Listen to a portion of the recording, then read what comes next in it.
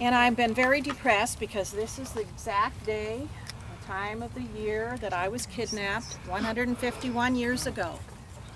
March 16th, 1860. I've never forgotten it. I was held captive for 2 weeks by the Apaches. I was 10 years old.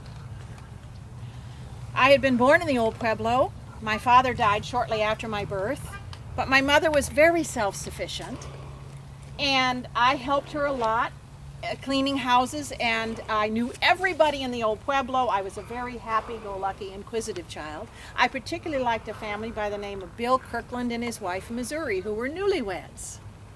And she kind of needed some help around the house. She was Missouri, but she came from Arkansas. And housekeeping there was very different from housekeeping out here. And so Mr. Kirkland asked my mother if I could live with them. And for doing that, I would be taught how to read and write English, which I very much wanted to do. And he hired a young lady, also a newlywed, Larcena Page, to teach me to write English and to read it. And her husband was a lumberman who worked for Mr. Kirkland. It began really well, and we started our lessons, and I liked Larcena, and I really loved Mrs. Kirkland, Missouri.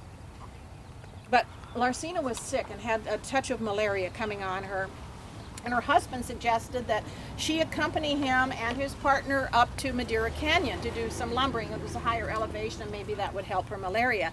And they wanted me to go so I could continue my lessons and be a companion to Larcena. Mr. Kirkland said no, I could not go, but I begged and begged him, and a 10-year-old girl I was pretty good at that. And finally he said yes, I could go, although he was sure I was going to be killed by the Indians, and he was almost right. We got up there on March 16th and we pitched our tent, and the men left to go lumbering, and Larcena was in the tent, and she was going to do some hand laundry. Her pistol was on the cot. I was outside playing with the dog, and then I saw them coming.